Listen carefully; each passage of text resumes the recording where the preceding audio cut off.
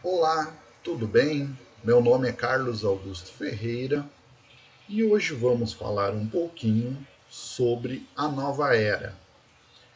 Esse tema está contido lá no Evangelho segundo o Espiritismo, no capítulo 1, Não Vim Destruir a Lei, lá no item 15, onde tem as instruções dos Espíritos. Bom, para a gente entender essa nova era que está chegando, nós precisamos voltar um pouco no tempo e percorrer as grandes etapas que o planeta Terra já teve.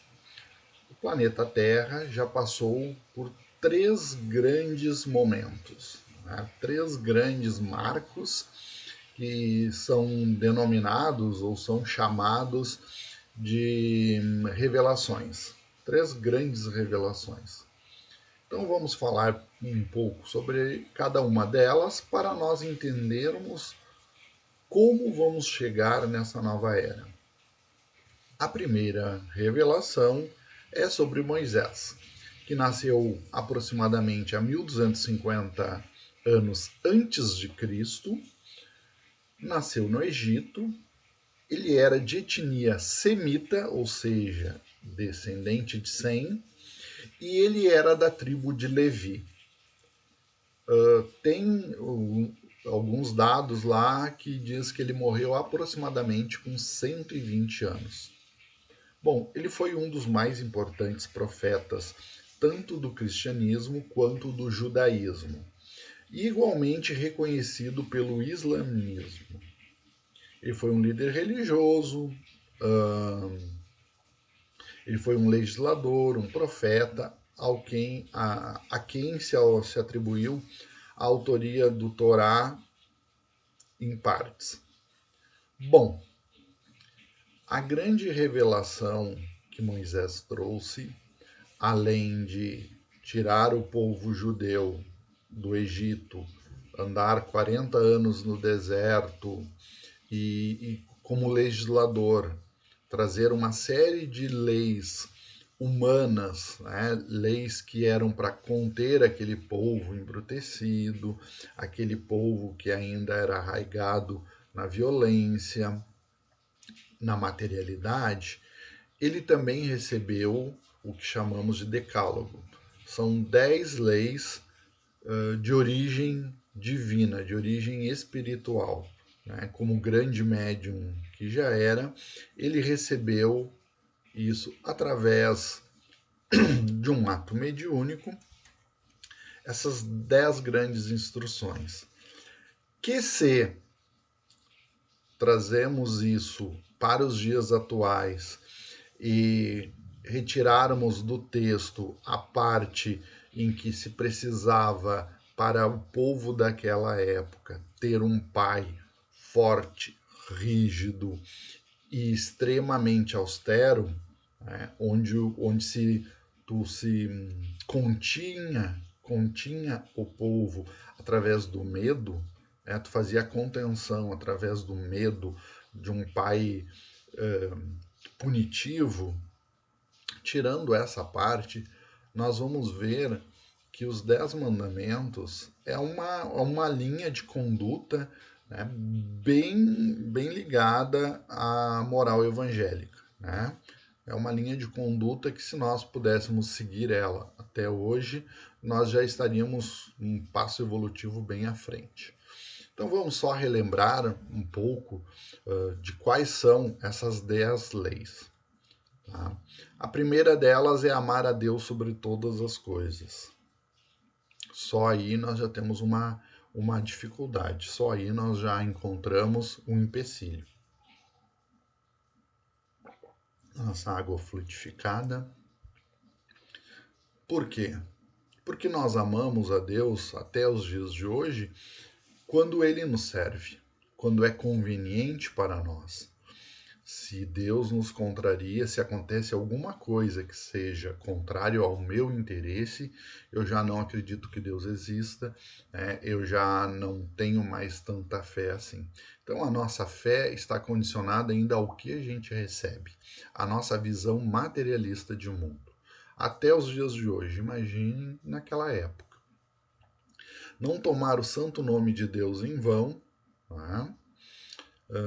Isso, se nós olharmos aí toda a história do planeta Terra, quanto foi tomado o nome de Deus em vão, né? Quantas guerras santas foram travadas em nome de Deus? Quantas pessoas até hoje falam que eu falo em nome de Deus, eu falo em nome do Pai? E a gente sabe que não é assim. A terceira é lembrar-te o dia de Sabá para o santificar. Sabá para eles era o sétimo dia. Né? O sábado é o sétimo dia. Algumas religiões até hoje utilizam o sábado como guarda, se guardam o sábado, né? Não trabalham, não pode fazer grandes alvoroços, porque eles guardam o sábado para santificar, né? Para alguns até para jejuar.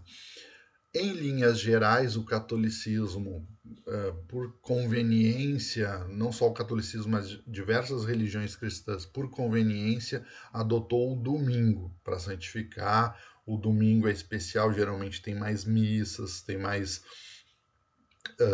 mais cultos, exatamente porque se tirou do sábado, que era o original, para o domingo, até por questões comerciais.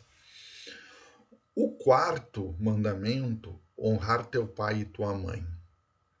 E aí nós vemos uma dificuldade de interpretação. Honrar teu pai e tua mãe é desde a infância, né, respeitá-los, amá-los, né, mas também na vida adulta, quando eles já não têm mais aquela força, capacidade, vêm as doenças, quando eles mais necessitam dos filhos. É honrar pai e mãe em toda a sua vida e na morte. Então, isso a gente vê hoje com uma certa dificuldade, muitos filhos não fazendo. O quinto mandamento é não assassinarás, não matarás. E o Brasil é um dos países com maior índice de criminalidade do mundo. Tá aos níveis de alguns países da África, só para se ter uma ideia. A morte por arma de fogo é um dos campeões. Então nós estamos na contramão disso. Né? E tem um motivo que nós vamos detalhar ali adiante. O sexto mandamento, a gente até vai sorrir um pouco, porque não adulterarás, não cometerás adultério. E hoje chega a ser, para alguns é bonito, até é moda cometer adultério, né? Ter mais de um relacionamento. Mas não é o que se pede numa relação de amor. Sétimo, não roubarás. Então nós estamos também na contramão completamente há mais de 3.250 anos, mais ou menos. Né? Nós estamos na contramão a todo esse tempo. Né? São mais de 3 milênios, são 30 séculos cometendo os mesmos erros. O oitavo é não darás falso testemunho contra teu próximo. E essa aí também está vulgarizado até os dias de hoje, né? Em que a gente acusa o próximo sem ter prova, né? Xinga o próximo sem entender, conceber o porquê da situação dele. E isso está até os dias de hoje. O nono, que tem muito a ver com o sexto, é não desejar a mulher do próximo. Né? Então, só aí temos que lembrar que pecar é pecar por pensamentos, palavras, atos e omissões. Então, por pensamento também é uma forma de se errar. né? É uma forma de se pecar. Não cobiçar as coisas alheias. E isso, no mundo material que nós vivemos, é uma das coisas que acontece muito, né? Acontece muito porque o outro tem uma casa melhor, o carro do outro é melhor que o meu, eu quero o patrimônio do outro, quero ter o emprego do outro. Então, nós acabamos cometendo isso. Então, não cobiçar as coisas alheias. Então, nós estamos vendo que são coisas, são 10 itens que é extremamente difícil até hoje para nós de cumprirmos. Né? Deus sabia disso. Né? O governador do planeta, que é Jesus, nosso irmão mais velho, sabia disso. Então, passando-se, né, 1250 anos, então nós temos um fato, um acontecimento que mudou tudo no planeta, mudou tudo no planeta. Tanto é que esse acontecimento mudou o tempo. Né? Não foi o tempo que mudou o acontecimento, foi o acontecimento que mudou o tempo, que é o nascimento de Jesus, né? O Cristo Redentor. Então, a partir do nascimento dele, é o marco zero para a humanidade. Foi um marco zero, ou seja, é um novo recomeço. Né? Se marcou um novo recomeço para a humanidade. E ele próprio diz, com as suas palavras, que não veio destruir a lei. Ele é a lei. Veio cumpri-la, explicá-la e dar o verdadeiro sentido. Aí a gente fica, opa, ele é a lei? Sim, porque ele disse, eu e o Pai somos um só. Né? Então, para entender esse acontecimento na Terra, nós temos que entender que a evolução espiritual, a evolução dos espíritos passa por diversos estágios. E um dos estágios altos, né, quando chega a um certo nível, a gente se torna espírito puro. Ou seja, a gente dificilmente ou não tem mais chance de errar. Não existe mais o mal em nossa alma, em nosso espírito. Né? Nós já não somos mais passíveis de erro. Nós tornamos espíritos puros. E o Chico, e eu vi uma palestra do Haroldo, e o Chico disse, eu já vi alguns espíritas dizendo que aí começa a ter graça, né? Aí a evolução começa a ter graça, porque nós temos o Cristo, esse espírito né, que está em comunhão direto com Deus, e nós temos os Cristos de diversos níveis. Então nós temos o governador da nossa Terra, existe o governador de um sistema solar, existe um governador da Via Láctea, existe um coordenador, né, da nossa nebulosa, e assim a gente vai. Então essa evolução começa a ter graça quando a gente chega a um nível de espírito puro. Né? Aí começa a valer a pena, né? Porque nos é permitido trabalhar muito mais em prol dos outros. Né? Então, o nascimento desse espírito é o fato mais importante do nosso planeta. E ele é um dos co-criadores, ele é um daqueles que estão diretamente ligados a Deus. Né? Então, Deus coloca o fluido cósmico universal à disposição e Cristo é um daqueles engenheiros do universo, arquitetos do universo que moldam. Né? Então ele participou desde o início da formação do planeta Terra. E ele veio dar a prova de que nós podemos evoluir e chegar a um espírito mais elevado. E ele nos facilitou, ele trouxe uma certa facilidade. Ele resumiu todos os seus mandamentos em apenas 2. Aqueles 10 mandamentos, as leis mosaicas, ele resumiu em apenas 2, facilitando a nossa vida. Então nós precisamos entender. Então ele disse assim: todos os mandamentos vai estar contido nesses 2. Amar a Deus sobre todas as coisas, e aí está resumido, né? E próximo como a mim mesmo. Aí estão todas as leis e os profetas. Então, vamos analisar essa frase extremamente importante dele. Os 3 primeiros mandamentos do Decálogo se referiam a Deus, e os outros 7 se referiam ao próximo, ao semelhante, né? Se referiam à nossa convivência com o outro. Então, nós temos 3 entes aí: eu, o próximo e Deus. Então, ele colocou amar a Deus sobre todas as coisas. Então, eu amo, eu respeito, né? Eu louvo a Deus, eu tenho todo um cuidado para respeitar o seu nome, colocar o seu nome. Se eu amo a Deus, eu tento seguir os seus ensinamentos, tento seguir aquilo que ele me pede. Eu tento respeitar a sua justiça, o seu amor e a sua misericórdia. Eu sei que se eu estou passando por alguma coisa, não é culpa de Deus, e sim a minha culpa. Eu, em algum momento, errei e eu preciso resgatar isso. E a partir do momento que eu resgato isso, depois eu tenho que provar que eu já aprendi a lição. E aí eu vivo hoje num mundo de provas e expiações. Então, esse momento nosso do planeta é difícil de entender, mas nós vivemos num mundo que ele é de provas e expiações. Então, eu erro, eu preciso resgatar esse erro.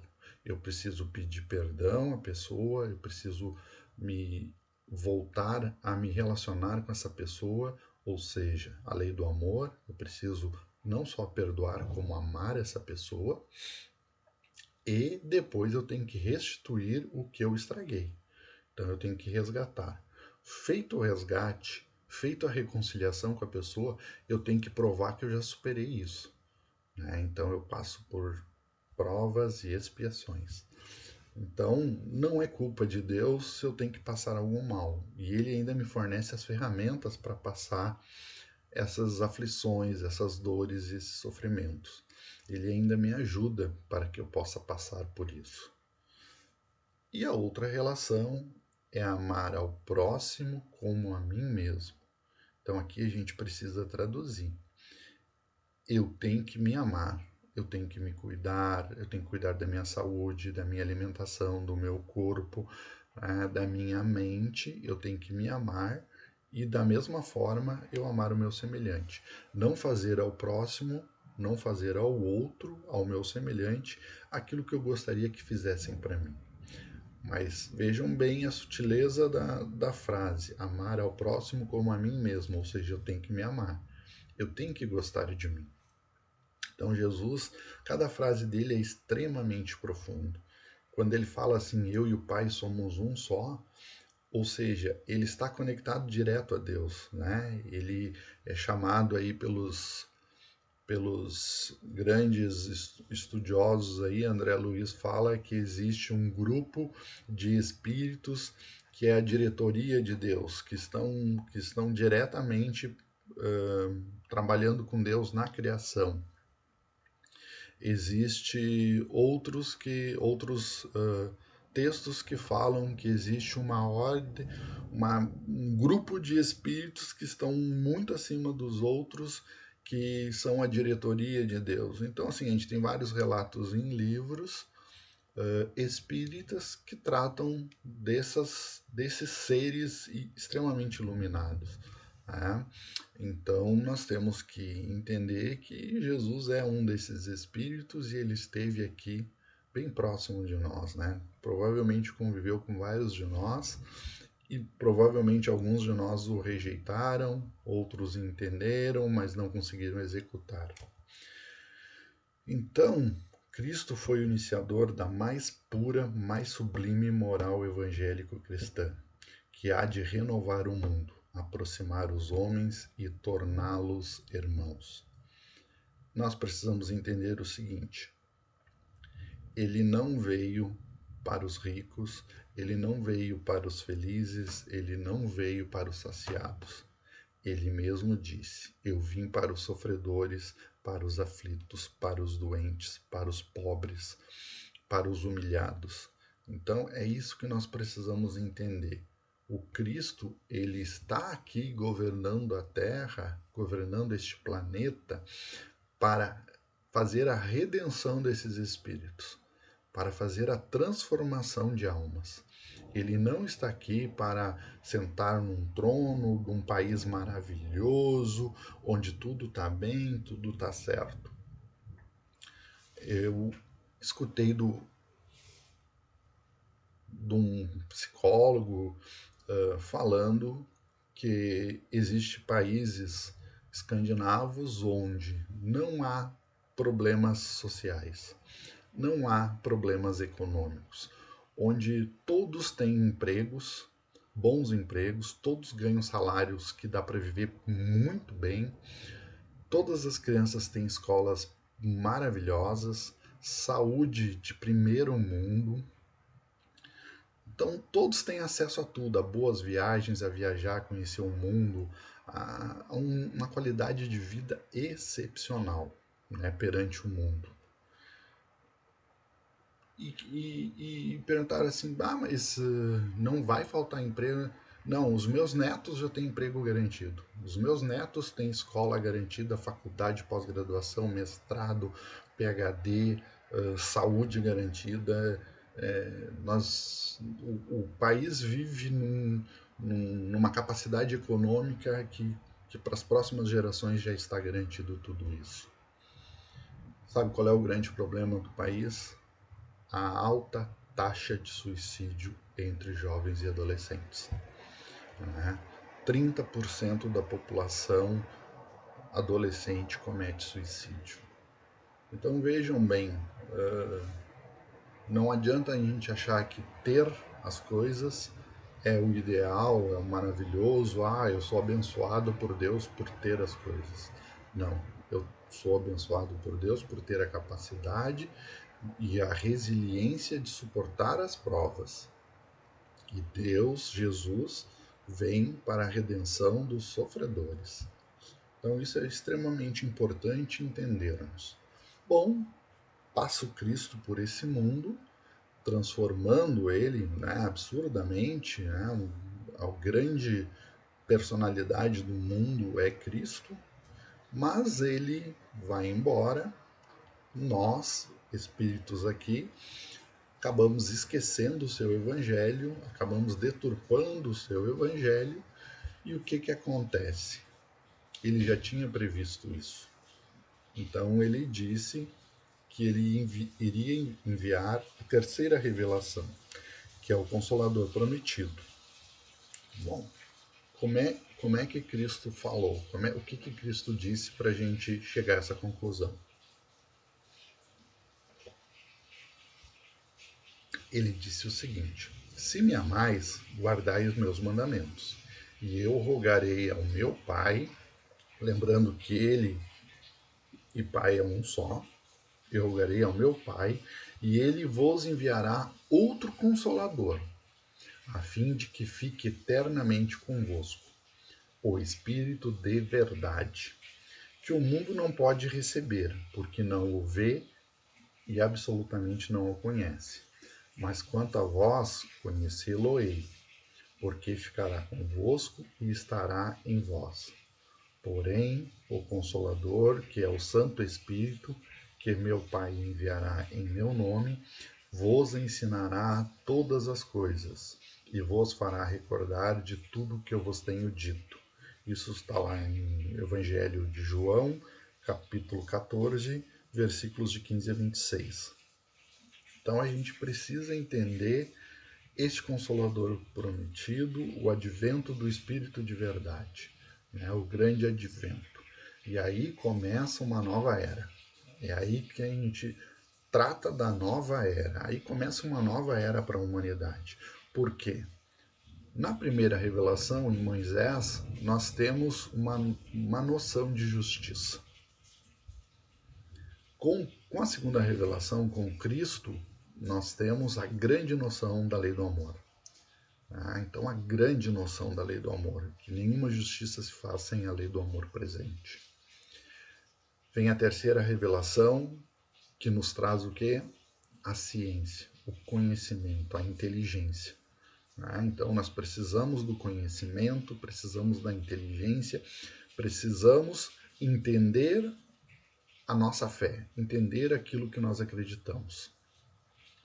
Então o advento do Espírito de Verdade vem nos anos aí de 1850, 1850 anos após o nascimento de Cristo, e espalha diversos espíritos sobre diversos lugares, traz à tona uma mediunidade em que já existia há muitos anos, né? Desde a da humanidade, existiu o primeiro ser humano, já existia mediunidade, mas essa mediunidade mais aflorada, com seres, espíritos vindo reencarnar aqui com a mediunidade bem mais aflorada. Então nós vemos aí diversos eventos, né? Nesse período aí de 1840 para diante, 1830, 1840 para diante, mas 1850, né, principalmente lá na França, na Europa toda, mas principalmente na França, reencarnam ali espíritos de muita capacidade intelectual, escolhidos a dedo, nesse planejamento, né, do governador do planeta. E um desses espíritos se chama Hippolyte Léon Denisard de Rivail. Nasceu em Lyon, na França, e ele veio com a grande missão, com uma grande tarefa de estruturar todos esses ensinos que o Espírito de Verdade estava coordenando. Então, o Espírito de Verdade estava coordenando diversas mensagens, e o Hippolyte ficou com a grande missão de coordenar isso materialmente, reunir esse material, transformá-lo pedagogicamente para que se pudesse entender, se pudesse estudar todos esses conhecimentos. Mas não só ele, veio outros espíritos também.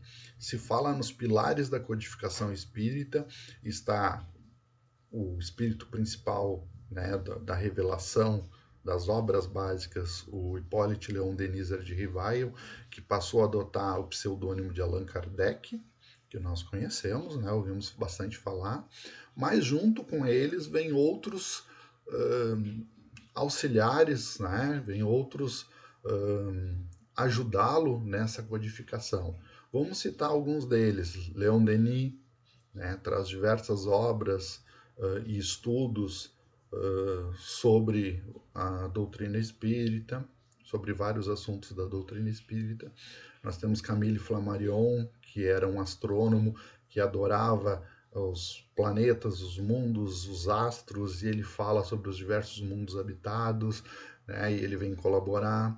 Nós temos a família Delany, Gabriel Delany, senhor Alexandre Delany, que era um grande médium em que auxiliava Allan Kardec, montou a sociedade espírita, montou grupos de estudo, convivia ativamente com Allan Kardec. Gabriel Delany era uma criança, via Allan Kardec como um avô, mas foi um grande estudioso, fez grandes obras sobre a doutrina espírita. Então esses são os pilares da codificação do Consolador prometido pelo Cristo. E eles vieram na França, reuniram todos esses estudos e nos deram as obras básicas e diversas obras complementares da codificação. Então, o Espiritismo, a doutrina espírita, é a alavanca que Deus utiliza para fazer com que a humanidade avance para essa nova era. Então, nós temos nas nossas mãos a grande oportunidade de evolução, né? Aprendendo, entendendo, estudando, amando. Então, nós vamos entender que o que eu estou sofrendo hoje tem duas causas. A causa nessa existência, ou seja, algo que eu fiz agora e eu estou recebendo a consequência. Então, o único culpado sou eu mesmo. Exemplo, se eu sou ciumento, eu vou sofrer por esses ciúmes. Eu vou ter brigas com a minha esposa e um dia vai haver separação, ou nós vamos ter tanta briga que a nossa vida vai ser um suplício. Então, essa dor que está causando sou eu. Então eu sou o causador de algumas coisas nessa existência ou coisas que eu fiz para outrem nas existências anteriores. Eu entendo que a justiça divina através da lei da reencarnação ela é extremamente eficiente porque me dá sempre uma nova oportunidade de recomeçar. E o planeta está passando por essa transformação agora, esse exato momento, já há alguns anos. Então, somos os trabalhadores da última hora. Precisamos entender que precisamos trabalhar no nosso coração e na nossa cabeça o que precisamos modificar. Os exemplos vêm dia a dia aí das coisas que precisamos mudar em nós mesmos. E basta com que nos começamos a nos perceber, a nos olhar e não olhar para o outro, ver os defeitos do outro, ver em nós. A nova era está aí. Nós vamos passar por uma mudança para um mundo de regeneração. Quem estará nele? Quem está preparado. Quem não tiver condições vai ser transferido para um outro planeta de provas e expiações que está iniciando, para lá ter todo o trabalho de ajudar, todo o sacrifício para dar valor à evolução. A lei de progresso ela não para, ela sempre tem uma sequência, porque ela é uma lei divina, ela é uma lei natural. Então a nova era está aí, convidamos a todos para fazer as suas reflexões no seu coração e verificar aquilo que a gente pode alterar, mudar em nós mesmos, tá bom? Então, com esse pequeno, breve troca de reflexões, a gente começa a entender que o mundo nunca esteve abandonado. Deus esteve sempre olhando por nós através do seu filho mais velho, que é Jesus. Então ele sempre esteve olhando por nós, ele conhece a cada um e ele não vai deixar nenhum para trás. Ninguém ficará para trás. Né? Os seus olhos estão sobre todos os seus filhos e ele estará puxando, fazendo com que, forçando que nós avancemos para um mundo feliz. Ninguém ficará para trás. E com essa mensagem, damos aí por encerrado esse pequeno diálogo fraterno, esse pequeno diálogo aí sobre a doutrina espírita. Tá bom? Um até logo, até mais e nos vemos em breve.